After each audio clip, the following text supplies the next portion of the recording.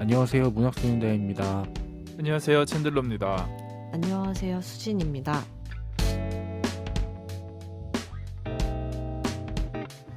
네, 먼저 죄송하다는 말씀을 먼저 드리고 시작해야 될 것 같은데, 저희가 각자의 일들이 너무 바빴어요. 그래서 부득이하게 거의 근 한 달을 쉬고 어, 돌아왔습니다. 다들 어떻게 지내셨나요? 네, 뭐 수진 씨 지금 컨디션 매우 안 좋아 보이고요. 감기 걸리셨다고 또. 네, 감기를 조심하십시오, 여러분. 요즘에 감기가 아주 독해가지고. 그래도 다행히 오늘 낮에까지는 좀 열이 있었는데, 지금 좀 열이 떨어져가지고, 조금 인간의 어떤 모습을 갖추고 있습니다. 챈들러 씨는 저는 또 뭐 회사 일도 뭐 회사 일인데 뭐 최근에 그런 게 있었죠. 방심이랑 또 어, 방심이한테 저격을 당해가지고 갔다 오셨나요? 원래는 가야 하는데 이제 CP님이 대신 가는 걸로 지금 음, 처리가 됐고 뭐 다행히 권고 수준으로 뭐 끝났다 뭐 요런 말씀 드립니다. 음. 아니, 아, 방심이 가는 날이 PD들이 유일하게 양복 입는 날이라고 제가 들었습니다. 진짜 입을 밈인 줄 뻔하셨네요. 알았는데 실제로 그런 일이 벌어졌고 다행히 가지는 않았으나 사실상 간 것이고 뭐 그런 일들. 로맨스 정은 저 근황은 여전히 그 안국역 어딘가에서 약, 음, 약 4개월째죠, 지금. 벌써 그렇게 됐네요. 그쵸. 이야, 약 참. 4개월째 안국역에 나가 있고, 요즘 들어 아주 시위가 더 격해져서, 오고 가기가 무섭더라고요. 들락날락하기가. 음, 그래서 이렇게 요즘에는 통제도 많이 하고 하는데, 이제 뭐 각종 뉴스에서 거의 이제 임박했다고들 하니까 더 네. 이제 격해지는 와중에 있는데, 거기 있다 보니까 진짜 스트레스 많이 받더라고요. 음. 하루 종일 뭐 그런 소음적으로도 음. 그렇고 오고 갈 때의 그런 어떤 불안감들도 음. 있고 얼른 끝났으면 좋겠습니다. 원래 이 상황이. 요즘에 거의 길에서 계시겠네요. 재판소 들어가 계셔도 바닥에서 지내신다고 들었고. 예, 거의 그 복도에서 그냥 있는데 그래도 자리가 구색은 갖춰져서 어, 그래도 뭐 이렇게 뭐 노트북 놓고 업무를 볼 수 있는 정도는 되는데 그래도 이제 어쨌든 거기는 사무 공간이 아닌 데다가 차려놓은 데다 보니까 뭐 춥기도 춥고 좀 오고 가기도 불편하고 그렇죠. 예, 지칩니다 아주. 뭐, 또 이것도 혓바닥이 길었네요. 뭐 저희는 예, 이렇게 지냈고 뭐 이러이러한 이유로 그쵸. 지금 근 한 달, 거의 한 달 됐죠. 예, 지금 무단 뭐 결근 중이었네요, 저희가. 나라가 이 모양인데 지금 책을 읽는다는 게 또 어려운 일이죠. 그래도 저희 아, 그 좀 놀랄만한 게 유튜브 구독자는 꾸준히 늘고 있습니다. 신기하네요. 오, 거의 한 제가 최근인가 언젠가 한번 1000명 넘었다고 말씀드렸던 것 같은데 네. 그쵸. 지금은 1200, 한 30명, 40명까지 올라왔습니다. 근데 아, 확실히 사용자 모수 자체가 많다 보니까 그쵸. 플랫폼이 확실히, 크니까. 예. 팟빵이 진짜 한심하죠. 예, 저희도 이제 슬슬 이렇게 유튜브 친화적으로 가야 되는 건 아닌가라는 그런 생각이 들긴 합니다. 이러다 이제 유튜브 한다고 직장 그만두고. 저희 이게 녹음하는 거 이렇게 그 캐릭터 뭐 이모티콘 같은 걸 얼굴 가려놓고 해도 될 것 요새 같아요. 뭐냐, 버튜버? 뭐 이렇게 예, 뭐 그런 거 해가지고. 많이 하잖아요. 음, 그래서 그런 거라도 나중에 한번 고려해 볼 만하지 않나. 해보시죠. 네. 자, 그럼 이제 책 얘기를 진짜 해보겠습니다. 네, 오늘의 책 21화 줄라이입니다. 저희가 그 살아있는 자를 수선하기에서 끝부분에 이 팀 오브라이언의 극찬을 그렇죠. 제가 소개해드리면서 이 책이 얼마나 좋을지 아주 기대가 된다. 이 음, 말을 드렸는데, 네, 과연 저희는 어떻게 읽었을지. 이따 들어보시면 될 것 같고 이제 책과 작가 소개 들어가겠습니다. 팀 오브라이언은 1946년생 미국 남성 소설가입니다. 78세이고요. 아직 살아 계십니다. 1990년 작품 더 띵스 데이 캐리드, 그러니까 그들이 가지고 다닌 것들이라는 책으로 가장 잘 알려진 작가라고 해요. 이 책은 그의 전쟁 경험에서 영감을 받은 일련의 어떤 자서전적인 이야기라고 합니다. 이 사람이 그 전쟁 경험을 어디서 했냐? 바로 1968년 베트남 전쟁에 참전했다고 합니다. 1970년까지 이제 뭐 알파 중대, 뭐 제3소대 뭐 이런 데서 복무했다고 하는데 그의 영향으로 그 팀 오브라이언의 글의 대부분은 전쟁 중 베트남에 관한 것이고 또 그의 후기 작품은 그 참전 용사들의 전후의 삶을 탐구하는 작품이라고 합니다. 그리고 지금은 현재 텍사스 주립대학교에서 글쓰기를 강의하며 이 업을 이어가고 계십니다. 오늘의 책 줄라이는 줄라이 쉼표 줄라이인데요. 2002년도 발표작입니다. 우리나라에서는 거의 20년 만에 2022년 섬과 달 출판사에서 출간이 됐습니다. 팀 오브라이언이 그동안 써온 전쟁 소설의 연장선이자 스피노프로도 읽히는 작품이라고 해요. 그래서 뭐 냉전, 베트남 전쟁, 반전운동, 히피 문화 등으로 대표되는 이 1960년대 청년기를 보낸 전후 세대가 졸업 후 이제 30번째 동창회에서 재회한 그 모습을 그려낸 이야기입니다. 이 1960년대 이 히피 문화를 생각하면 저는 그 포레스트 검프 그쵸. 영화에 딱 이런 이때 장면이 나오잖아요. 네. 막 그 뭐 연설 장면이나 네네 뭐 그런 거나 뭐 이렇게 핑퐁 안에서 외교네모네. 그렇죠. 핑퐁 이렇게 탁구 치는 것도 나오고 그랬던 포레스트 검프가 그런 이미지들이 생각났던 작품이었습니다. 이 책의 구성은 1969년도 졸업반 하고 또 누군가의 이야기, 또 1969년도 졸업반 또 누군가의 이야기 이렇게 반복되면서 구성이 된 작품입니다.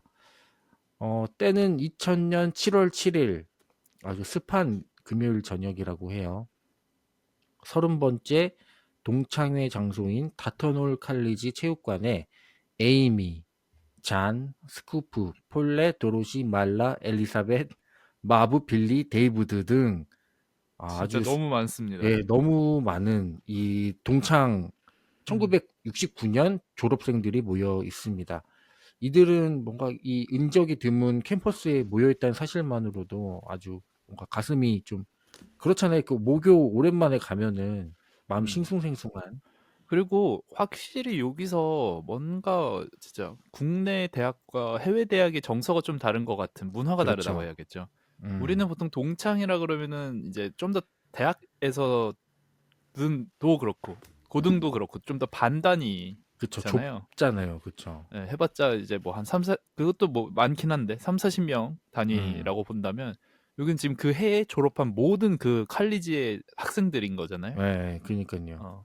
좀 얘네가 좀 더 그런 게 있는 것 같아요. 왜냐면 우리나라는 뭐 해외도 마찬가지인가? 그건 잘 모르겠습니다만 휴학이라는 게 흔한지 모르겠지만 어쨌건 우리나라는 뭐 이 군대 2년 뭐 아무튼 뭐 정말 해가지고 입학 동기가 중요하고 각자 졸업 시점 다 맞아요. 다르고 그렇기 때문에 졸업반 뭐 이런 개념이 좀 생소한데 예, 여기는 어쨌건 그 해에 졸업한 이 모든 이들이 모였고 그들이 뭔가 같은 추억을 공유했고 예, 뭐 그런 상황이죠. 네. 뭐 서로 간의 애증의 세월이 교차되면서 뭐 누구랑 누가 사귀었었잖아 뭐 이런 얘기 그렇죠. 하겠죠. 그런 대학교의 시시콜콜한 동창이면. 이야기들. 예. 이들은 모두 뭐 나이를 계산해 보시면 되겠지만 1950년 전후로 태어난 이들인데 이때가 황금 세대라고 해요. 그런 전후 세대. 이런 인물들이 이제 주인공입니다. 50대 중반쯤 돼서 다 모인 거죠. 네. 이때 당시를 좀 더 자세히 설명해 드리면은 뭐 이 시대에는 뭐 흑백 분리주의를 타파하라는 그런 운동도 일어났고 뭐 존 F 케네디 뭐 이런 사람들도 암살당했고 또 냉전 체제가 아주 극에 달했고 뭐 인류 최초로 달을 밟았고 베트남 전쟁도 일어났고 뭐 히피 문화도 발생했고 뭐 그 우드스톡 뭐 이런 비틀즈, 밥 그쵸. 딜런 뭔가 저항 음악들 이런 것들이 이제 횡했던 시기인데 이런 시대의 모습들이 그려지면서 이제 동창회 설정이다 보니까 처음부터 막 인물들이 막 쏟아지잖아요. 그래서 2060년대 말부터 2000년대로 오가면서 이 인물들의 청년 시절부터 현재까지의 삶이 이어집니다. 이거를 줄거리로 설명하기가 되게 그쵸. 한 교차 명은 뭐 소설 이랬고, 네, 예, 계속 번갈아 가면서잖아요. 1969년 네, 졸업반 해가지고 동창회 얘네는 뭔가 거의 1박 2일로 동창회를 하는 느낌이에요.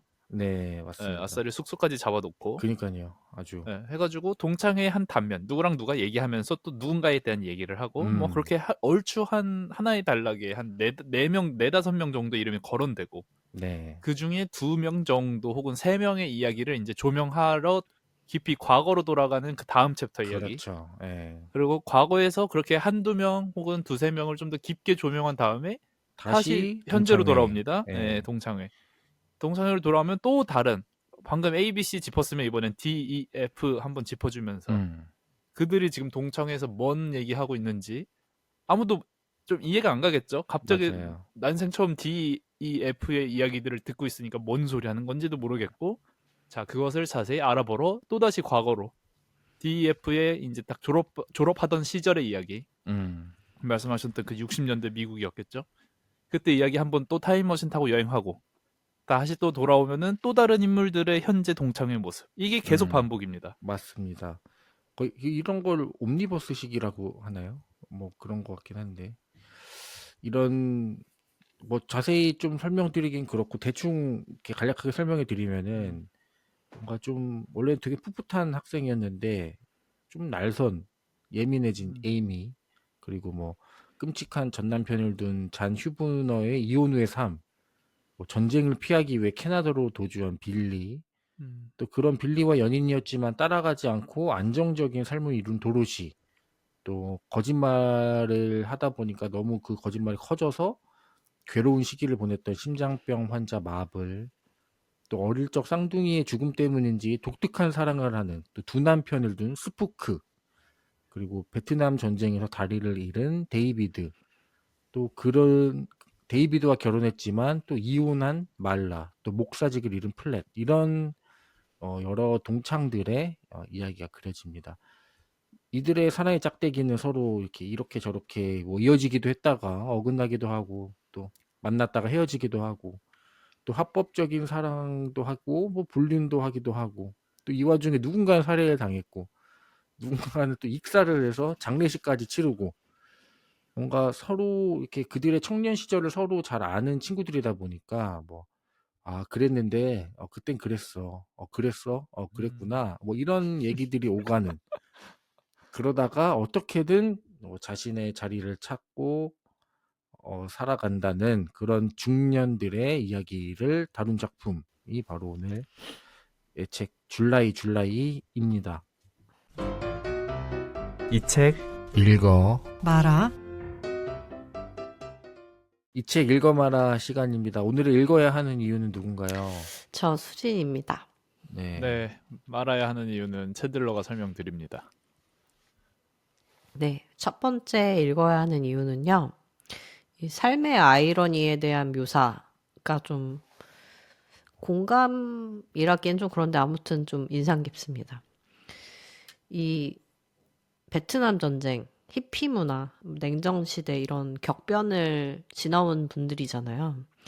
이런 격변을 살아낸 개인들의 이야기를 통해서 역사가 개인의 삶에 어떤 영향을 끼치는지 좀 상상을 해볼 수 있고, 그래서 또 그런 커다란 그런 풍랑 속에서 인생이 생각보다 이렇게 예상 가능하게 흘러가지 않는다는 음, 그런 현실의 아이러니를 좀 뭐랄까 어른들의 유머와 애정어린 시선으로 바라보는 거 그게 좀 볼만했던 것 같습니다. 그래서 삶의 복잡함과 아름다움을 동시에 느낄 수 있는 소설이라고 생각합니다.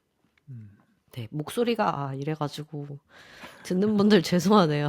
아 근데 괜찮은데요? 아, 그래요? 듣기에는? 네. 예. 네. 네, 읽지 말아야 하는 첫 번째 이유입니다. 이 책의 구성이 참 읽는 사람을 힘들게 합니다. 이게 보통 우리가 하나의 소설, 장편 소설을 읽는다고 치면은 만나게 되는 주인공, 그 중에 우리가 이제 많이 핵심적으로 여기게 되는 주인공, 해봤자 한 세네 명이겠죠. 뭐 많이 등장했던 뭐 장편 소설을 저희가 안 읽은 것은 아니나 그것이 어렵지 않는 이유는 한꺼번에 많은 사람을 던져주기보다는 차근차근 이제 그 사람의 정말 족적을 따라서 하나둘씩 만나가면서 자연스럽게 한두 명씩 익히게 되고 머릿속에 차근차근 저장이 되면서 이제 그게 반갑다 하면서 이제 하나씩 이 인물들에 대해서 배워가는 건데, 대뜸 시작하자마자 동창회 시작, 쏟아져 나오는 인물들, 뭔지 아직 하나도 모르겠는 상황에서 이미 이들은 서로 너무 많은 것을 아는 그 대화들부터 막닥뜨리니까 너무 읽기가 힘들었습니다. 그러니까 동창회, 그리고 과거에서 한두 명 조명, 다시 동창회, 그리고 나서 그거에 대한 한두 명 조명, 이 순서를 좀 거꾸로 했으면 어땠을까. 결국에는 그 뒤에 과거에 대한 이야기를 읽다 보면 뭐 빌리든, 아까 계속 이제 로맨스 형이 얘기를 해준 잔이든 뭐 또 도로시든 어쩌고저쩌고 이 많은 인물들에 대해서 뭐 다 이런 서사가 있구나 하면서, 뭐 예를 들면 이 인물은 이런 스토리를 가진 인물, 이렇게 정리가 되는데, 그러고 나서 다시 그 이해가 안 가고 완전 초면의 상태에서 뭔지도 모르게 읽었던 그 챕터를 다시 읽어야 되는, 너무 불편하더라고요. 그러다 보니까 읽는 시간이 너무 오래 걸렸던 것 같고, 이 많은 등장인물들이 너무 뭐랄까 조금의 인상 깊은 느낌도 없고 해서 좀 구성적인 아쉬움이 있지 않았나, 네, 라는 생각이 듭니다. 두 번째 읽어야 하는 이유는요. 이 등장인물들이 이런 시대의 경랑을 겪고 나서 중년 이후에 다시 만난 상태잖아요. 그래서 뭐 하나 인생이 뜻대로 흘러가지 않고 예상하지 못한 삶을 살아가는 사람들이 대부분임에도 중년 이후의 삶에 대해서 생각보다 희망을 되게 가지고 있거든요. 그래서 사는 게 기대와 다르게 흘러가더라도 결국 살아갈 만하다는 현실적 위로를 얻을 수 있는 것 같아요. 그래서 그런 정말 다사다난한 일들 속에서도 결국은 희망을 찾을 수 있다는 그런 긍정의 자세. 그렇죠. 그래서 약간 삶을 크게 놓고 보면 네, 네, 이게 그런 좀 네, 작은 것에 연연하지 않게 되고 호연지기 네, 같은 것들이 생기니까. 낙관적인 시선을 좀 배울 수 있는 작품인 것 같습니다. 네, 읽지 말아야 할 두 번째 이유입니다. 이건 지극히 저에게만 해당하는 일일 수도 있겠는데, 저라고 하면 30대 초반에 뭐 남자인 건 중요하지 않은 것 같고 딱 30대 초반의 나이의 독자, 뭐냐면 동창회라는 이 뭐랄까 문화 행사가 그렇게 매력적이지 않은 딱 그 나이대인 것 같아요. 동창회의 매력도는 제가 봤을 때 이 U자 곡선이라고 하나요? 뭔 곡선인지 뭐 몇 차 곡선 뭐 이런 거 있겠죠. 아무튼 딱 졸업을 하고 나서, 이것이 고등학교건 뭐 대학교건 졸업 시점을 기점으로 초반에 이제 완전 한 1, 2년 만에 다시 만난 이 친구들, 이제 대한민국의 경우에 좀 더 고등학교 동창이라고 쳤을 때, 그때는 술도 뭐 마시지 못하는 상황에서 친해졌던 친구들을 막 딱 대학교 가서, 아직은 이제 서로의 모든 문법이 다 비슷하고 많은 것들이 비슷하지만 살짝 이제 환경이 달라졌고 서로 색다른 모습을 보면서, 이때가 이제 제일 짜릿짜릿하겠죠. 그때까지만 해도 뭐 삶이 그렇게 다르지 않으니까. 그러다가 이게 점점 회사를 들어가고 이때서부터 정말 삶이 달라집니다. 그냥 나의 모든 관심사, 이 공통 주제가 사라지는 거죠. 맞아요. 나의 논리나 모든 관심사, 대화 주제, 뭐 이런 것들이 이제 회사 관련된 아이템들 뭐 이런 걸로 이제 맞춰져 가는데, 점점 이게 시간이 흐를수록 시집일 땐 또 다르겠죠. 만나면 할 얘기도 없습니다. 기껏 해봤자 누구 결혼한대, 결혼했대, 어디서 산대, 딱 요 정도. 음. 그것도 이제 처음에 한두 번 듣다 보면 걔가 결혼을 했어지, 뭐 진짜 감흥도 없습니다. 그러다가 이제 뭔가 뭐 지천명이 몇 살이지? 50 아니 아무튼 50. 딱 지천명 50인가요? 네. 여기서의 이 50대들처럼 하늘이 나에게 내려준 명령이 뭔지를 알게끔 되는 그 나이가 되면 좀 달라질 것 같거든요. 뭔가 굳이 공통 관심사로 토크를 하는 게 아니라 수많은 세월을 우리가 만났을 때보다 더 많은 시간을 흐른 이후에 만났을 때 정말 달라진 이 모습들. 그냥 그걸 보는 맛은 있었을 텐데 그렇다면 이제 다시 이 U자 곡선으로 바닥치고 올라간 이 흥미를 보이게 되는 거죠. 이 30대 초중반이라는 지금의 제 나이는 딱 이 동창회가 노관심. 동창회에서 하는 음. 말들이 너무 쓰잘데기 없고 공허하고요. 뭔 얘기지? 남의 얘기 너무 관심이 없는데. 딱 이맘때인 것 같아서 그 나이의 독자인 제가 읽다 보니까 정말 관심이 없는 사람들의 이야기를 계속 듣고 있는 듯한 기분이 들더라고요. 사실 소설은 이렇게 읽으면 안 되는데 말이죠. 뭐 그 정도 한번 네. 지적해보고 싶었습니다. 읽어야 하는 세 번째 이유는요. 이 책을 검색을 해보시면 아실 건데 이 책이 전미도서상을 수상한 작품이고요. 전미도서상은 누가 수상했냐? 저의 영웅 이름이 뭐였죠? 존 존 윌리엄스. 존 윌리엄스. 존 윌리엄스가 수상했던 그 전미도서상.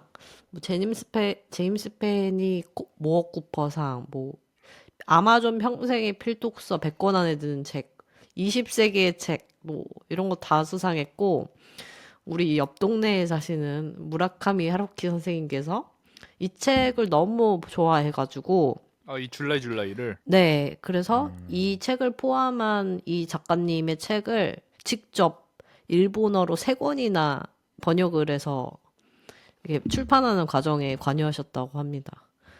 그리고 스티븐 킹. 스티븐 킹도 굉장히 다년 동안 이 작가님의 팬이라고 굉장히 많이 밝혔고, 그래서 최근작인 빌리 서머스의 자기가 이 작품을 오마주했다라고 직접 언급한 바 있으시다고 합니다.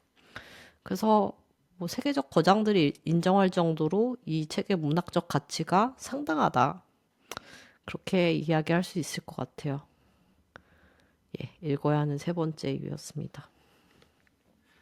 네, 읽지 말아야 하는 마지막 이유입니다. 이 어쩔 수 없는 문화적 장벽. 뭐 미국이 그렇게 뭐 문화적 장벽을 크게 느낄 만한 나라는 아니겠지만 이것이 그 나라의 근현대사일 경우에 참 와닿는 게 별로 없는 듯한 느낌. 어떻게 보면 이 책의 이 대척점에 있는 것은 우리가 읽었던 이 뭐죠 그거? 아버지의 해방일지. 음. 그 책이 아닐까 싶습니다. 그 책은 아무튼 한 사람 근현대사를 관통했던 개인의 삶을 현재 시점에서 하다가 그 현재 시점에서 단초를 가지고 과거로 돌아가서 과거 회상, 과거의 한국 근현대사를 한번 짚어주고 뭐 그런 형식이 참 우리나라 버전의 줄라이가 아닐까 싶었는데 그거는 뭐 제가 겪지 않더라도 우리나라의 역사니까 참 이게 달랐거든요. 그러다 보니 이 책이 당연히 위대하겠죠. 그 위대함은 미국인들이 한국의 독자인 저보다 훨배 더 깊게 느낄 것이고 이것은 번역의 이슈가 아니라 그냥 정말 문화가 다르고 나라가 다름으로써밖에 설명이 안 되는 아쉬움 포인트가 아닐까. 네, 그런 한계가 좀 여실히 느껴졌던 작품이라는 점 마지막 이유로 말씀드리면서 로맨스 정은 어떻게 읽었는지. 네. 야, 저는 아니 근데 네. 뭐 저희가 뭐 바빴던 것도 있지만 이 예. 책이 아니었다면 이렇게까지 지각을 하진 않았을 것 그쵸. 같다는 예, 게 또 저희 그게 셋의 공통된 의견입니다. 예, 맞습니다. 제가 그 요즘 뭐죠? 그 불 잘 붙는 그 가스, 그 프로판 가스. 그 네. 제가 프로판 가스 상태거든요. 지금. 불이 잘 붙나요? 예, 지금 불이 잘 붙는다는 상황은 무슨 상황인가요? 열이 잘 받는다? 그쵸. 이 발화점이 상당히 낮아졌다. 툭하면 조금만 이제 승질이 나고. 예, 진짜로 저 왜 그런지 모르겠는데 그 막 아침에 3호선 타고 출근을 하거든요. 안국까지. 근데 출근 시간에는 뭐 러시아어니까 사람들도 정말 많고 막 밀리고 이러잖아요. 뭐 앉아서는 가나요? 아니요, 못 앉습니다. 그쵸. 제가 아이고. 대곡에서 타는데 못 그치 앉습니다. 쉽지 않지. 예. 근데 와, 그 사람 많은데 막 내려야 되는데 안국역에서는 많이 안 내리더라고요. 거기는 그쵸 애매하죠. 예. 종로 3가나 이제 많이 네. 내리실 텐데, 거기서부터 시작이니까. 네, 근데 안국에는 많이 안 내리니까 사람들이 내릴 때인데 막 다 핸드폰 보고 막 이러고 있어요. 뭐 길막하고 있는 길을 거예요. 막아. 근데 그런 경우가 거의 이제 매일매일이니까 또 거기 입구 쪽에 타기에는 계속 들락날락 해야 되니까 그것도 그쵸. 싫더라고요. 그래서 적당히 한 곳에 있는데 막 안 그때마다 막 내려. 화가 막 너무 많이 좀 나서, 내린다거나. 네, 그래서 막 진짜 막 치면서 어깨 막 치고. 나가거든요. 그치, 제가 그치. 또 킥복서로서 또 치면서 나가는데, 그치. 어디 가서 덩치 안 밀리잖아요. 네, 또 그런 지금 상태라고 생각하시면 되고, 이렇게 제가 화가 많은 사람이 아니었는데 요즘 화가 참 많다는 점.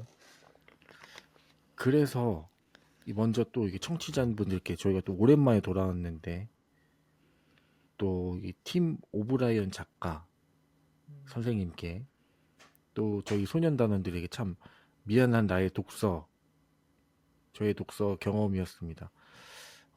이 책을 제대로 읽지 못하겠지만 붙잡고 있었던 나의 어떤 미련함, 시원하게 저희가 지금 공통된 감정을 느끼고 있을 텐데 시원하게 던졌어야 하는 책이 음. 아니었을까. 매몰 비용이라고 치고. 네, 아니, 그랬- 우리 이건 아닌 것 같습니다. 이미 뭐 그쵸. 2주를 파묻었다 네, 치고 우리 그냥 그러니까요. 저희가 이렇게 초반에 엎어진 책은 많은데 이렇게 묵혀놨다가 엎어지긴 또 쉽지 않으니까 저희가 이제 갔는데, 혹시 그 폭삭 소가수다 보셨나요? 보고 계신 분 저는 있나요? 안 보고 있습니다. 아직 안 보셨군요. 저도 네. 아직 시작을 하지 않았습니다. 예, 이 1화 명대사인데 음. 명치 끝에 걸린 가시 뭐 이런 표현이 있거든요. 저는 이 수정체 끝에 걸린 속눈썹 같은 소설이다. 이게 뭔가 안 넘어가, 눈에서 안 넘어가더라고요. 딱 이 수정체쯤에서 이게 약간 글자가 튕겨져 나오는 그런 느낌이었습니다. 내용이라도 단순하면 모르겠어요. 참 이 이야기를 이해해 보려고 애썼지만 결국 이 머릿속에서 뭉개지는 이 시간과 공간 개념. 아까 저희가 책 소개 때 말씀드렸죠. 이랬다가 이쪽 왔다가 다시 과거 왔다가 현재 왔다가 과거 왔다가 이런 시간들 때문에 정신을 놓아버린 순간이 한두 번이 아니었습니다. 그리고 이 등장인물들, 이 미국의 특징이죠. 이 닉네임 따로 있고 애칭이 있고, 뭐 과거에는 이름을 다르게 불렀고, 이름 제발 하나로만 했으면 좋겠어요. 이거는 뭐 작가가 뭐 물론 그 미국 문화니까 그럴 수 있는데 그 역자라도 이 사람이 이거 같은 사람이구나, 매치를 잘 되게끔 그냥 하나의 이름으로 불러줬으면 참 좋지 않았을까라는 좀 말도 안 되는 생각이긴 합니다. 그리고 이 책은 과연 전쟁 이야기인가, 사랑 이야기인가, 아니면 뭐 인생 후회담인가, 이게 참 모든 게 섞여 있으면서도 뭔가 한 방이 없어요. 근데 이 문제는 제가 이거를 다 이해하고 싶다는 어떤 미련한 마음이 저에게 있었다는 것이죠. 그래서 이 던져야 할 책을 손에서 놓지 못하고, 그래도 뭔가 있을 거야. 왜냐면은 이 책에 대한 찬사가 너무 많아요. 너무 좋다고 하는데 그래도 뭔가 있겠지. 이렇게 한 장 한 장 넘겼지만 수확이 없었던 책이었습니다. 근데 뭔가 그 약간 불편한 마음, 어떤 게 저를 찌르고 있거든요. 이 책을 읽으면 그런 느낌이 드는데 그게 정확히 뭔지 잘 모르겠고 또 제가 뭐가 문제인지도 잘 모르겠습니다. 이거는 이제 책이 나빠서가 아니라 지금 나에게 맞지 않았던 책이지 않았을까. 이 책을 이 시기에 읽지 말았어야 했다는 생각입니다. 좀 이건 더 뭐, 마음의 여유가 있고 예, 몸의 여유가 있고. 그쵸. 이거를 뭐 진짜 한가로운 5월에 어느 날 읽었다면 조금 더 다르게 읽지 않았을까. 이건 순전히 제 개인적인 상황입니다. 또 이 전쟁통에는 사랑이 싹트죠. 전쟁통에도. 근데 하지만 이 지속되고 있는 이 작금의 스트레스 상황에 이 책 읽을 짬이 나도 이 책 읽은 마음이 아니더라고요. 차라리 이럴 때 저희가 단순한 이야기를 읽었다면 자극적이에요. 어땠을까. 뇌에 예, 팍팍 꽂히는. 예, 지금 이 머리가 복잡할 때는 단순한 이야기가 필요했는데 이 책은 저희가 이해하기에는 조금 마음의 여유가 없었던 책이어서 사실 제가 책을 어떻게 읽었냐기보다는 제 상황이 어땠냐를 더 많이 어, 얘기한 것 같은데, 여러분들도 만약에 이 방송을 들으시고 한번 궁금한데라고 생각이 드신다면 조금 시간이 지나서 어떤 것들이 어떤 상황이나 이 소란스러운 일들이 정리가 된 후에 좀 여유로운 마음으로 보셨으면 좋겠다는 그런 생각입니다. 그다음 챈들러 씨는요? 어떻게 네, 저도 보셨을까요? 뭐 똑같이 못 읽은 것은 마찬가지고 참 그러니까 켄트도 켄트인데 참 스스로도 그렇고 볼품없이 읽었다라는 형편없는 독서였는데 그것은 로맨스 정과 여기서는 잠깐 생각이 달라지는 건 저는 제 잘못도 있지만 책 잘못도 있다 이것은. 그러니까 아니 말을 다 잘못했네요. 그러니까 저는 이렇게 생각을 합니다. 시기가 달라졌더라도 왜냐면 저는 로맨스 형처럼 막 그렇게 바쁜 느낌은 또 아니었고 막 마음이 황폐화된 느낌은 아니었으니까 시기가 달라졌어도 이 책은 못 즐겼을 거는 왠지 똑같을 것 같다. 그 이유에는 이제 아까 말씀드렸던 읽지 말아야 하는 이유 세 가지가 다 짬뽕이 되는 거죠.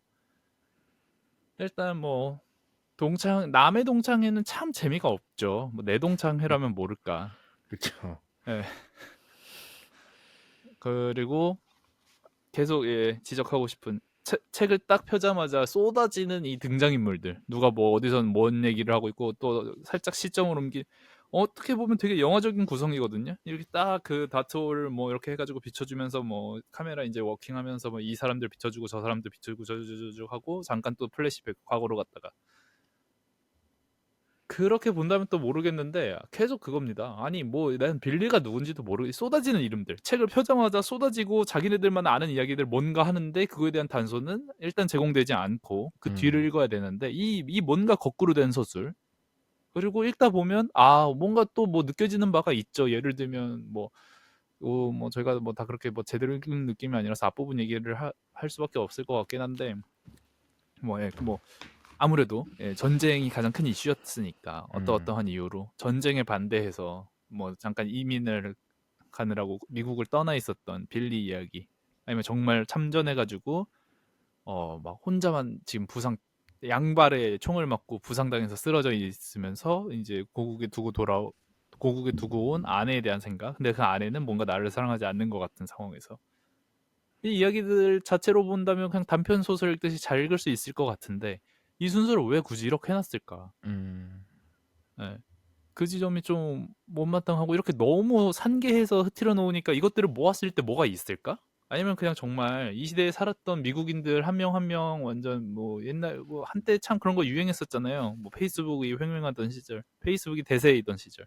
그냥 지나가던 사람 인터뷰하면서 어떤 삶을 살고 있나요? 뭐 이런 것들. 그냥 그렇게 너무 많은 사람들의 그런 이야기들을 읽으려니까 그리고 이게 패턴이 보이니까 이거 여기까지 다 읽을 수 있으려나? 뭔가 동력이 생기지 않았고 큰 줄기를 하나를 포착해내지 못한 이것은 근데 미국인이라면 포착해낼 수 있었겠죠. 그쵸. 이 60년대 근현대사라고 하는 하지만 이제 머나먼 한국 국민으로서는 그것이 뭔가 매력적인 줄기로서 다가오진 않았고 그렇기 때문에 저는 제 머리를 의심할 수밖에 없었습니다.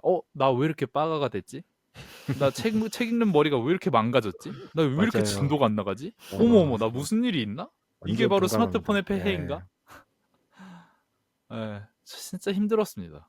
아니, 난이도가 분명 어려운 책이 아닌데, 뭐, 형이상학적인 이야기를 하는 것도 아니고, 뭐, 맞아요. 주인공 이름이 어려우면 얼마나 어렵겠습니까? 뭐, 러시아인 이름도 아닌데. 근데 이런 것들이 왜 이렇게 내 머릿속에 안 담길까? 되게 의기소침해지기도 하면서, 저도 책이 좀 짜증이 나기도 하고, 뭐 그런 참 아쉽고 형편없는 독서였습니다. 뭐 저는 이 책 탓 반, 제 탓 반 정도 하고 싶네요. 네. 네. 수진 씨는 저도 읽는 게 진짜 비슷했던 것 같아요. 이게 책의 내용이 일단은 우리 시대적으로 우리랑 별로 접점이 없어요. 그리고 여기에 그렇죠. 나오는 소재가 미국적인 시대 일단 배경에서 또 60년대부터 시작하잖아요. 그러니까 뭐 베트남 전쟁, 히피 문화, 뭐 국민권 운동, 미국 현대사에서 등장한 되게 굵직한 사건들이 존재하는데 사실 이게 어떻게 등장하게 됐는지 저는 사실 맥락도 잘 파악이 안 돼 있는 상태고 그리고 이게 또 미국에서 일어난 일이다 보니까 부모님한테 건너서 들을 일도 잘 없죠. 그렇죠. 네, 영화 그리고 보는 거밖에 없어요. 네, 맞아요. 그래서 거기에다가 이게 또 엄청 등장인물이 많고 또 시점을 오가는 묘사들 때문에 각주가 보면 또 엄청 달려있어요. 왜냐면 설명을 안 해주면 그만큼 독자가 절대로 알 수가 없다는 거예요. 당시의 미국 밈이라든지 음. 뭐 연예인 이름, 음. 뭐 당시의 TV 프로 뭐 이런 게 막 엄청 밑에 달리거든요. 막 미국의 특정주를 지칭하는 별명 이런 게 나오는데 그래서 진짜 저도 한 그날 잠깐 해가지고 20장을 읽었다. 그러면은 한 10페이지는 백을 해서 다시 한 10페이지쯤부터 다시 읽어야 한 30페이지쯤 갈 수 있고 이런 상황이 저도 계속 반복됐던 것 같아요. 아, 읽다 보면은 얘가 다시 등장하는데 아, 얘가 누구였더라? 근데 또 그렇죠. 한참 넘어가다 보면 아, 내가 누구 찾고 있었지? 맞아요. 저도 그래서 저도 아, 빠가인가? 이런 생각 정말 많이 했고 그래도 약간 오래 걸린 만큼 또 중간에 많이 까먹기도 했지만 책이 한 400페이지 정도 되는데 제가 읽는 분량은 한 1200페이지는 되는 것 같은 그런 느낌의 독서였습니다. 그래서 정말 많은 인물들이 좀 전개 자체가 그렇게 빨리 되지는 않아요.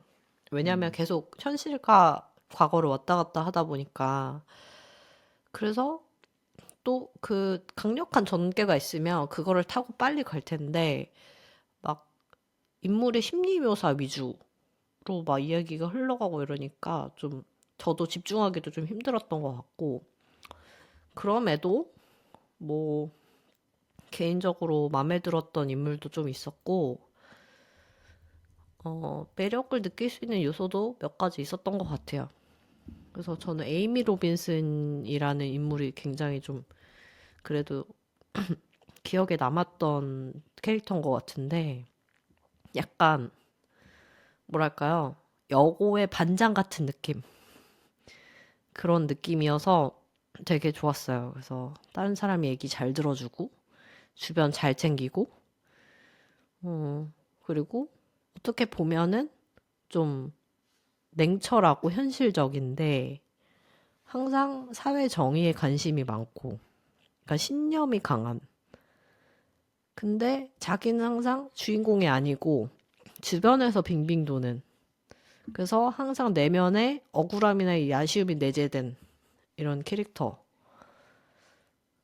이런 것도 그렇고 근데 아무튼 이야기가 되게 복잡하고 긴 만큼 인물의 서사는 표현이 되기 때문에 그런 점들은 좀 볼만했던 것 같고 또 그런 여러 가지 일들을 겪고 어떻게 보면은 실패했다고 부를 수도 있는 인생의 어떤 결과들이 많음에도 이 인생이 예상하지 못한 방향으로 흘러갔고 젊을 때 근데도 여전히 인생에 어떤 기대하는 점이 있다는 거 그게 좀 신기했던 것 같아요. 그래서 아, 그러게요. 50이 넘어도 인생은 절대로 어. 끝나지 않는구나 진짜.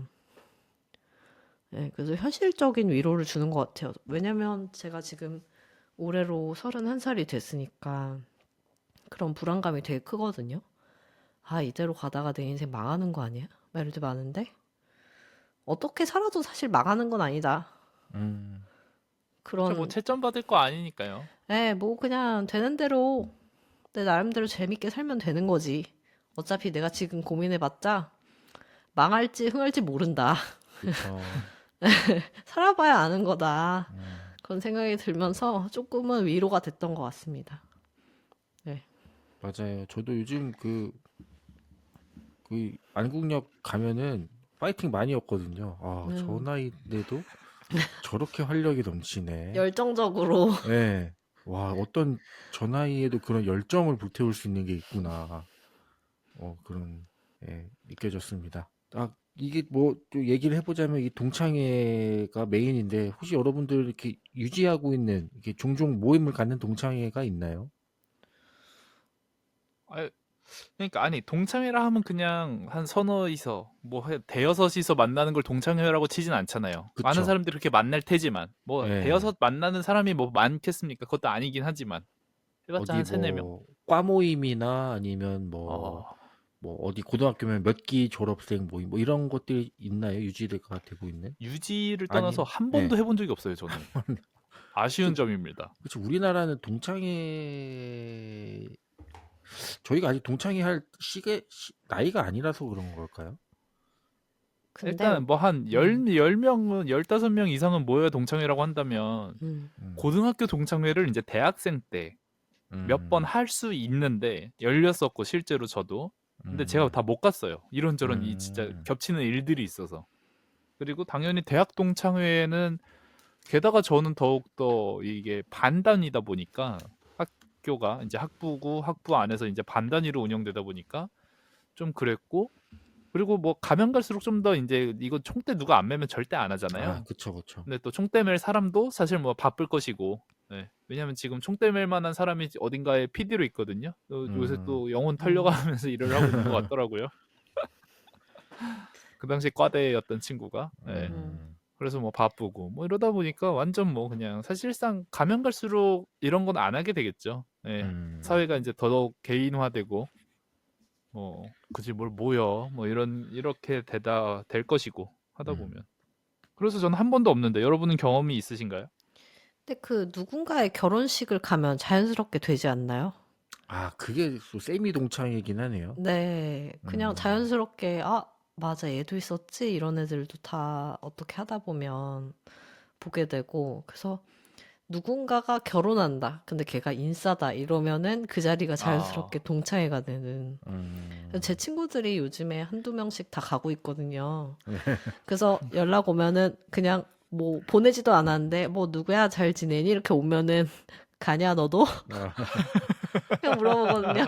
요즘 대체로, 결혼식 진짜 네, 많아요. 대체로 많이 그냥 그렇게 음, 하더라고요. 그래서 갑자기 약간 텀이 길다가 연락이 왔다? 그러면은 가는 거죠. 그 친구도. 그래서 음. 가면은 그런 데서 자연스럽게 몇 년 만에 보기도 하고 근데 하는 것 같습니다. 저도 되게 궁금했거든요. 요새 왜 이렇게 많은가? 저는 정작 없어요. 저는 아싸기 때문에 웬만해선 결혼식에 초대를 안 받더라고요. 저는 그래서 놀랍게도 모두가 여기저기 나가고 돈 지출한다고 힘들어할 때 저는 요새 거의 결혼식 참석에 기록이 없긴 한데 하도 요새 음, 너무 많이 한다길래 맞아요. 왜 그런가 했더니 이 문제의 베이비 부머 세대 이 구이 저희가 구이니까 구이 중심으로 사고를 한다면 수능도 제 때가 이제 피크였던 걸로 알고 있거든요. 음, 60만 음, 대군. 그 와, 사람들이 이제 결혼할 나이가 된 거지. 조금 음, 늦어짐으로써 이제 30대 초중반이 되고 이게 이제 위로서부터 쌓이고 아래에서 또 빨리 할 사람들은 빨리 하고 이제 수진 씨 나이 때서부터 네. 그러다 보니까 요새는 그냥 인구수 절대적인 인구수 자체가 많아서 이제 이들이 결혼 시장에 들어간 것 때문이 아닐까라는 음, 일시적인 생각도 좀 현상이다. 해봅니다. 음, 방금. 그렇죠. 그럴 수도 또 있긴 이제는 하네. 뭐 네. 코로나 때 미뤘던 사람들이 쏟아져 나온다라고 할 만한 시기도 지났잖아요. 음. 그쵸. 맞아요. 아니면 또 코인으로 좀 버신 분들이 이제 여유 생겨서 어, 할 수도 있고. 로맨스전 결혼이 작년이었나요? 재작년이었나요? 재작년이죠, 벌써. 23년? 그쵸, 23년 9월. 시간이 참 시간 진짜 미쳤네. 빨리 가죠. 그때, 야, 또 옛날 같네요. 어느덧 이사를 또 한 번 예, 가셨고, 그리고요. 또 라니라는 또 새로운 네. 가족도 생겼고. 저는 동창회가 없거든요. 저도 뭐 이렇게 해본 적도 만나봤자 없고? 해본 적도 없고 뭐 만나봤자 그냥 뭐 동네 친구들 만나고 이 정도지 뭐 어떤 오피셜한 이렇게 행사나 이런 데서는 해본 적이 없는데 저는 대학교나 이런 데 가면 당연히 동창회를 하는 줄 알았어요. 뭐 영화나 드라마에 보면 뭐 땡땡이네 밤 뭐 이런 거 해가지고 막 옛날 뭐 고학번 선배들부터 이렇게 모이고 뭐 이런 자리들이 막 그려지잖아요. 거기서 뭐 서로 인맥도 쌓고 이러면서. 근데 딱히 뭐 그런 것도 없는 것 같고 그런 게 있다 한들 저도 나가진 않을 것 같고 음. 그래서 좀 동창회가 되게 그렇습니다. 혹시 뭐 동창회에서 만약에 열린다면 꼭 이렇게 만나고 싶은 친구가 있나요? 아니 기억에 뭐 남는 친구? 근황 알고 싶은 사람들은 사실 많죠. 진짜 네. 연락이 아무리 타고 들어가도 지금 뭐 하고 있는지를 모르는 사람들은 분명 있잖아요. 음, 그런 경우 되게 궁금은 하죠. 근데 그 오히려 친구, 그렇게 네. 완전 이 희귀한 친구들만 궁금하지 다른 사람들은 궁금하지도 않아요. 예를 들면 대충 한두 달이 타면 알 수 있는 친구들은 오히려 그 사실 때문인지 몰라도 진짜 제가 원래도 남에게 그렇게 관심이 없는 편이긴 한데 음, 정말 궁금하지가 않더라고요, 요새는. 한때는 그냥 그게 정말 재미였거든요. 이렇게 네. 만나면 또 이제 이게 타고 들어가는 거니까 만나면 만난 사람들끼리는 반갑고 거기서 이제 더 들어가서 아 걔는 뭐해? 아 그래? 아 뭐 맞아요. 걔 거기 갔어? 뭐 걔 결혼했어? 이건데 조금 옛날에는 그런 게 이제 그냥 하는 맛이 있었다면 요새는 그런 하고 있는 시간이 너무 아까워요. 어, 음. 차라리 그냥 이 넷이서 다른 얘기를 했으면 좋겠는데 그 할 말이 이제 없는 거죠. 좀 애매한 음, 거죠. 그마저도 뭔가 만약에 넷이 만났어. 넷이 다 연애를 해. 혹은 한 두 명 솔로야. 이러면 이제 뭐 그냥 애인 얘기라든가 최근에 싸운 얘기라든가 뭐 소개팅 얘기 뭐 이런 거나 하지. 만약에 넷 다 결혼했다고 쳐봐요. 뭔 얘기를 하겠어요, 정말. 그 나름대로 얘기가 있을 수 있죠. 있을 수 있죠. 결혼해도. 뭐 또 아싸, 해봤자 제가 할 또, 소리는 아니네요. 그쵸. 아니, 또 뭐 회사 얘기하고 또 그러겠죠. 뭐 또 부동산, 뭐 차, 이런 얘기만 하는데. 어, 저는 제가 만나보고 싶은 친구가 있어서 이 질문을 적었는데, 만나고 그 싶은 누군가요? 뭐 친구 TV는 있어요. 사랑을 싣고 뭐 이런 거 있잖아요. 음. 저는 그 목사가 된 친구가 있거든요. 요새 목사 오, 친구가 아주 핫한데. 아, 그런가요? 아니, 그래요? 넉살 때문이죠, 뭐. 아, 그 목사가 중학교 2학년 때 친구인데 그 친구랑 거의 매일 학교를 같이 갔어요. 중학교를. 어. 아침에 만나서 같이 학교를 갔는데 어느 날부터 그 친구가 안 나오는 거예요. 연락도 없이. 근데 이사를 간 것도 학교를. 아니에요. 예. 어. 이사를 간 것도 아니고. 그래서 이 친구는 대체 어디 갔을까? 뭐 그때는 당시엔 핸드폰도 없고 하니까 이 친구가 어디 갔을까 하다가 나중에 거의 이제 졸업하고 저희가 30이 넘어서 저기 어떤 동네 교회 앞을 지나가는데 그 친구가 아이들이랑 막 같이 있는 거예요. 근데 어머, 인사하는데 뭐 목사님 뭐 안녕히 계세요 이러는 거예요. 어머, 인사를 받는 친구가 목사더라고요. 어. 우와. 근데 그 친구를 만나서 얘기하고 싶은데 뭐 그때는 뭐 너무 많은 사람들에게 둘러싸여 있어가지고 가서 야, 나 기억나? 이렇게 할 수도 없고 그래서 했는데 전 만약 그 친구가 동창회 나온다면 진짜 궁금해요. 어떻게 그때 그렇게 갑자기 사라졌다가 다시 이렇게 온 건지. 언제 심심하면 그 교회 가보세요. 아, 근데 또 제가 또 그 정도 에너지 없죠? 그쵸. 예, 또 굳이 아니, 최근에 생각난 게 이게 대학교를 막 들어간 혹은 군대 가기 전, 군대 갔다 오고 나서면 안 할 것 같고 한 20대, 그러니까 딱 대학교 1, 2학년 때는 그때 제가 또 이제 대학교를 가면서 카톡을 쓰기 시작한 세대라서 더 그런진 몰라도 카톡을 빠라라락 내 번호 주소록을 불러오면서 쭈루루 업데이트 되면서 그냥 포사 보면 알잖아요. 그쵸. 얘 내 익숙한 이름이 만약에 최수진이면은 최수진? 어디서 많이 들어본 이름인데 하고 사진 보면 얘 기억나. 근데 그때면 용기도 있고 에너지도 있어서 그냥 한번 물어볼 수 있었어요. 야, 그쵸. 너 최수진 맞냐? 막 이게 뭐 어떻게 해보려고가 아니라 그냥 음, 진짜 그냥 그런 마음에 하이 야, 너 이런 거 맞냐? 뭐 보내고. 동네 예. 같으면은 진짜 야, 너 아직도 거기 살아? 너 아직 4단지 살아? 야, 그러면 주말에 한번 볼래? 하고 원래는 진짜 뭐 초중학교 때 알던 애니까 만나서 서로 술 마실 나이가 돼서 만난다는 진짜 이 신선함. 음, 그게 정말 즐거울 때가 있었거든요. 음, 에너지도 있고 그런 걸 좋아할 나이. 그리고 그렇게 해서 만나면 신선할 나이. 그쵸. 이게 동성 이성 상관없이. 지금은 카톡에 계속 있죠. 뭐 몇몇 이름.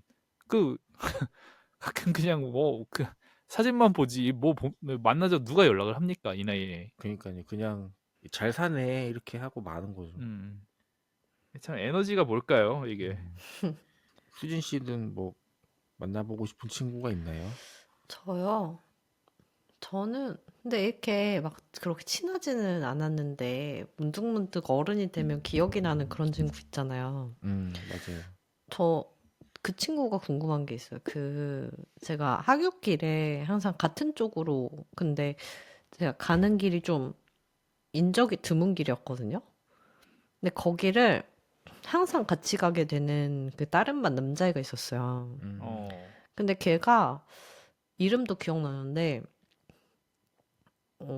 되게 과묵했단 말이죠. 어린아이답지 않게 말이 없었어요. 그래서 저 혼자 맨날 찡얼찡얼 얘기를 하고서 걸어가는 그런 길이었거든요. 근데 걔가 좋아하는지 싫어하는지 잘 모르겠어요. 근데 이렇게 어느 날 가고 있는데 걔가 진짜 말을 안 하는데 비가 와가지고 제가 그날 좀 투덜대고 있었거든요. 막 신발이 젖고 이러니까. 근데 걔가 이렇게 가면서 한 초등학교 한 3, 4학년밖에 안 되는데 근데 나는 비 오는 거 운치 있고 좋아. 라고 딱 한마디 하는데 그게 되게 기억에 남거든요. 오. 그래서 되게 맞아. 그 아이가 멋있는 어른으로 자라있을 것 같은 생각이 드는 거예요. 그래서 그런 친구들은 이제 한 번씩 보고 싶기도 하고 어떻게 살고 자연스레 있는지. 멀어진 건가요? 아니면 그냥 뭐 다른 반 되고 걔도 뭐 이사 가거나 그랬던 것 같아요. 그래서 가는 방이 또 달라지고 또 고학년이 되면은 뭐 부활동 이런 것도 있잖아요. 그러면서 이제 학교 시간이 다 달라지고 그리고 이제 남자 여자니까 아무래도 또 자연스럽게 같이 가는 것도 좀 뭐랄까 어색해졌던 것 같아요. 막 이렇게 물어보잖아요. 야, 너 쟤랑 사겨? 말. 그쵸. 그러니까 이제 자연스럽게 고학년이 되면서 그러니까 서로 아는 사이긴 한데 그냥 이렇게 눈 마주쳐서 그냥 지나가고 그랬던 것 같아요. 근데 그런 친구가 좀 기억에 남는 것 같아요. 네. 네. 자 그래도 저희 책 얘기는 좀 한마디라도 거들고 가야 될 것 같은데 이 작가의 집필 의도는 뭐였을까요? 이 책을 쓴 그게 의미? 여기에 374쪽에 나오지 않나요? 374페이지에 보면 때는 새시대 새세기 7월 아흐렛 날인 일요일 새벽 3시 직전이었고 마부 버텔이나 스포크 스피넬리나 젊었을 적에 격동적이던 세상은 어느 무모한 협박 내지 시효가 한참 지난 약속처럼 어디론가 물러나 있었다. 닉슨은 죽은 사람이었다. 그 전쟁도 끝났다. 이제는 새로운 전쟁들이 있었다. 하지만 스푸크와 마브, 그 시절을 살아남은 수백만 명이 그랬듯 지금도 어디에서는 눈부신 미래에 대한 공상을 반드시 갱신하고 있을 터였다. 약간 삶은 계속된다는 거죠. 네 그런 이야기를 하고 싶었던 것 같아요. 그걸 조금 더 감상적이고 미시적인 수준에서 말고 조금 미국 근현대사를 건드리면서 거시적인 더 많은 사람들에게 보편적인 이야기를 해주고 싶었던 것 같고. 네, 뭐 결국에 이렇게 허망하게 끝날 인생이라도 각자의 인생 속에서는 작은 희망과 내적인 어떤 충족을 찾아서 살아갈 수밖에 없다. 인간이 그런 존재다. 이런 얘기를 하고 싶었던 것 같아요. 책 맨 뒤에도 나오죠. 한 세대가 시절을 뒤로하고 남은 삶을 끌어안는 법. 다만 이제 그 대상이 이제 이 작가의 당연히 개인적인 역사를 담길 수밖에 없으니까 전후 세대로 설정이 된 것이다. 예. 참 메시지는 좋은 책인 것 같은데 그러게요. 약간, 아니 참 좋은데 왜 저는 안 좋을까요? 이 시점을 이렇게 왔다 갔다 안 하고 그냥 그러니까. 시간 순으로 줬으면 괜찮았을 것 같기도 하고요. 음, 그러니까 읽는 데에 너무 그 장벽이 있었던 것 같아요. 잘 읽히지가 않고 인물이 너무 많고. 그쵸. 인물 많은 게 패착이었던 것 같아요. 저는. 예, 그러니까 몇 명만 했으면 괜찮았을 것 같은데 그러니까 좀 작가 욕심이 있었던 것 같아요. 근데 이만한 인물들의 서사를 짜기에도 상당히 힘든 일이었을 텐데. 그쵸. 근데 그렇게 많은 인물들이 나옴에도 임팩트가 있었던 책도 있잖아요. 뭐 작은 땅의 야수들 같은 경우도 아, 그쵸. 진짜 많은 사람들의 다양한 서사가 나오는데도 어, 참 저희가 재밌게 잘 읽었는데 그건 저 역시나 구성과 네. 어떤 필력의 문제가 아닌가. 음, 또 그거는 또 미국 사람들이 작은 땅의 야수들을 읽으면은 뭐 크게 와닿지 않을 수도 있어요. 일제 시대라는 거를 그럼요. 미국 사람들이 잘 이해를 못하니까. 음, 그래서 이 책은 정말 그 미국 중년 아니 노년이 보면 참 좋아하겠다라는 생각입니다. 그러니까요. 이게 문화적 접점이 또 없는 게 음, 엄청난 단점으로 다가왔던 것 같아요. 그쵸. 그리고 제가 미국 책을 별로 안 좋아하는 것 같아요. 자, 결론은 다음 책은 그렇습니다. 한국 책으로 가시죠. 네, 책. 갈피.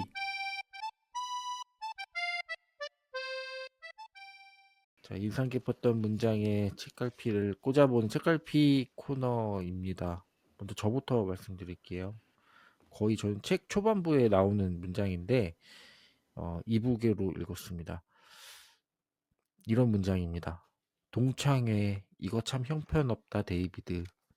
사람들을 죄다 애틋하게 만들어. 이 문장인데 그 참 있는 거 어떤 느낌인지 알 것 같아요. 이 동창회라는 걸 제가 해보진 않았지만 음, 만약에 정말 막 한꺼번에 많은 사람들을 동시에 만나게 된다면 맞다. 뭐 그때 어린 시절의 나의 모습, 뭐 그 친구의 모습, 뭐 이런 것들이 막 생각나면서 막 되게 그런 애틋한 감정이 들지 않을까라는 생각이 인상이 깊었습니다. 다음은 제가 해보겠습니다. 24쪽에 있는 문장입니다. 31년 전인 1969년의 혹독한 봄, 에이미 로빈슨과 그 밖의 수많은 수는 시대에 고양되어 제 한계를 초과해 살았다. 거기엔 선과 악이 있었다. 거기엔 도덕적 열기가 있었다. 네, 그래서 자신의 한계를 초과해 살았다는 게 결국에는 어떤 시대의 어떤 뭐랄까요 진보적인 정신 뭐 이런 거에 되게 감화되어서 음, 그런 것들을 고양돼서 살았다는데 요즘은 보면은 사람들이 쉽게 그렇지 않은 것 같거든요. 음, 사람들이 되게 염세적이고 맞아요. 네, 되게 뭐랄까요 비관적이어서 어떤 이렇게 뭐랄까요 사람들이 현혹하려고 해도 사람들이 이렇게 쉽게 이렇게 들썩거리지 않는 음, 그래서 굉장히 필요한 일에도 잘 이렇게 사람들이 일어서지 않고 오히려 외면하는 그런 우리가 시대를 살고 있지 않습니까? 음. 그래서 비교가 좀 되는 것 같아요. 저 사람들이랑 우리랑 비슷한 나이였을 텐데 가지고 있는 정서나 순수함이 정말 다르구나. 네. 그래서 좀 맞아요. 신기했던 부분입니다. 그다음 챈들러 씨는요? 네, 저는 87페이지에서 88페이지로 넘어가는 구간이네요. 잔 휴브너의 얘기고요. 과거 장면입니다. 부도덕한 여름이었다. 광란의 음악, 광란의 섹스, 설탕 속 화학물질들, 백악관의 중죄인들, 공공장소의 몰입애들, 동남아시아 전역에 죽음을 투하하는 B-52 폭격기들. 잔 휴브너는 최악을 예상했고 1969년은 그 배달원이었다. 이 1969년은 그 배달원이었다라는 표현이 와 대단하다 싶었고 새삼 이런 표현들이 은근 많거든요. 맞아요. 되게 거시적인 시점에서의 서술인데 그거를 되게 뭐랄까 문학적으로 미시적인 단위에서 너무 감미롭고 뜯고 맛보고 즐기기 좋은 문장들. 어디 가서 팀 오브라이언 책 읽었는데 난 별로더라라고 하면은 아, 얘 책 참 못 읽네라고 한 소리 들을만 하다 싶은 부분들은 참 많았죠. 네. 음, 방금 장면도 그런 장면이었던 것 같고. 네. 그래서 인상이 네, 깊었습니다. 네. 자, 마지막으로 한 줄 평과 별점을 들어보도록 하겠습니다. 이것도 저부터 할게요. 로맨스 정의입니다. 월남전의 비극은 조성모의 아시나요 뮤직비디오를 보세요. 별점은 5점 만점에 1.5점입니다. 야, 새삼 다시 생각이 나네요. 그 노래는 언제 기억나시나요? 나오는 거야? 저는 그 조성모 아시나요 뮤직비디오 보고 어렸을 때 그렇게 울었어요. 아, 정말요? 네. 그게 왜 이렇게 슬픈지. 조성모 뮤직비디오 다 슬프잖아요. 막 가시나무 이런 거 막 이런 거. 그때는 일단 누구 죽이고 시작했다고. 그쵸. 맞아요, 맞아요. 아니, 노래도 어쩜 그렇게 다 처절하기만 했는지. 그쵸. 이게 희대의 비극이 뭐 뮤직비디오마다 다 있고. 그러니까 너무 재밌었어요. 예. 그다음 수진 씨 한 줄 평가 별점은요? 풍랑 속에서도 희망은 있다. 5점 만점에 3.5점입니다. 오호. 네. 마지막 챈들러 씨는요? 네, 챈들러입니다. 재밌는 동창회는 동창회의 목적뿐. 5점 만점에 2.5점입니다. 네. 참 저희가 이 책 읽는데 참 오래 걸렸는데 드디어 뭔가 참 소득 없네요. 진짜 네. 이거는 전형적인 계산 못하는 사람들, 털고 가지 못하는 사람들. 네.